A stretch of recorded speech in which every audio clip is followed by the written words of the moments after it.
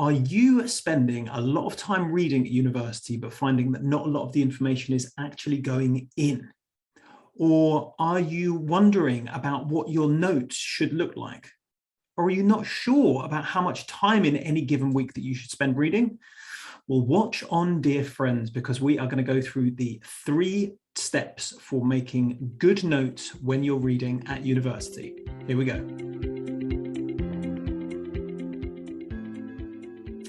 First things first, you have got to read with purpose. This is the most common reason that we find information not sinking into our brains, is because we just are reading without a sense of what we want to find out. So what we're going to find then is that we're reading through information, but not a lot of it's really jumping out to us, not a lot of it's sticking. We might get to the bottom of the page and have to reread the whole thing all over again.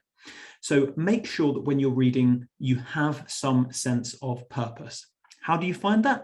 Well, it's quite simple. If you're preparing for a seminar, then go with the list of questions that's being asked of you in the seminar and work through that reading as you would have done in any piece of comprehension. So you're finding the answers in the text that you're trying to read.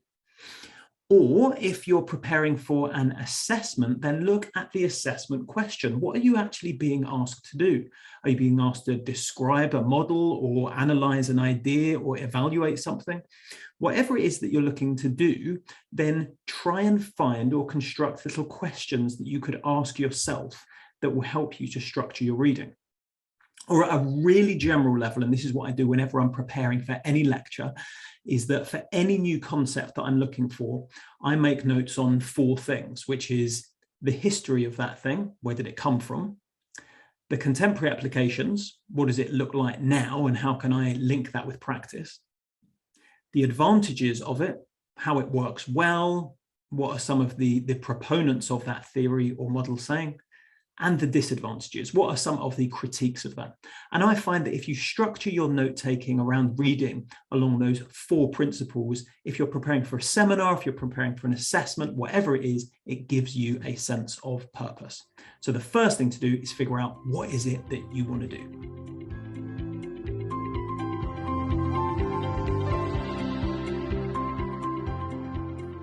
Step number 2. This is when you actually start reading. So you've got your list of questions and you know what it is that you're looking for in the text, but now let's actually get into that core reading that you've been set.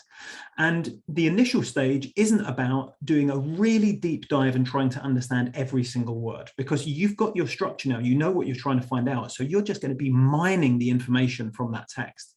So the longest method is for this stage to just be reading in absolute detail and trying to understand every word.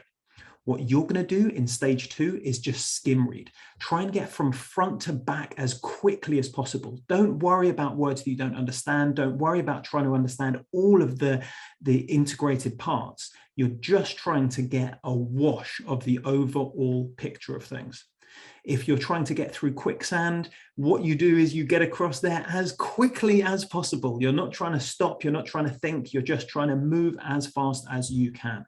So in this skim reading stage, you are forcing your eyes to move quickly. And importantly, you're underlining any key bits of information. And that might be key bits of information that could relate to your questions from stage 1, or it could also be things that you don't understand.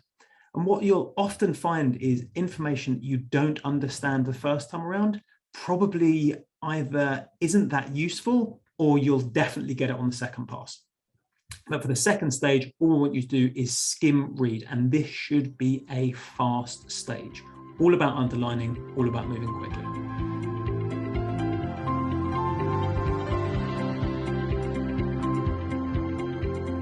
And now is the third and final stage, and this is the deeper dive read. So what you're going to be doing here is that you're going to be going back and you're going to be creating a littler document based on your questions and based on the information that you've underlined. So when you were underlining, you were scrapping, you were getting rid of all of the extra bits of descriptive information in a piece of writing or a case study that weren't actually relevant. So we're getting rid of those and we're just left with the core elements. We're left with the skeleton of that piece. And what you're going to be doing then is you're going to have your list of questions on one side, and you're going to be pulling information from that core reading and putting it to your list of questions. So what you'll end up with, rather than having this 5 or 10-page document as the core reading, you're going to have a condensed version that is based around your questions afterwards. Now, this deep dive might take a little bit longer than the skim read, and you might find that you have to go over certain things, and some of those words that you didn't understand before, we might have to revisit, we might have to try and understand them. But in this stage, this is where you can take your time a little bit more.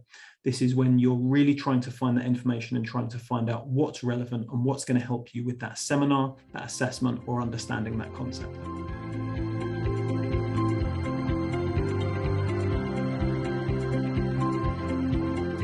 So that is the 3-step approach for note-taking from your core readings. And the main thing, if you noticed there, was all about having a purpose. Make sure that you know what it is that you are looking for. Be structured by your seminar, be structured by your assessment, or be structured by a general inquiry to those concepts.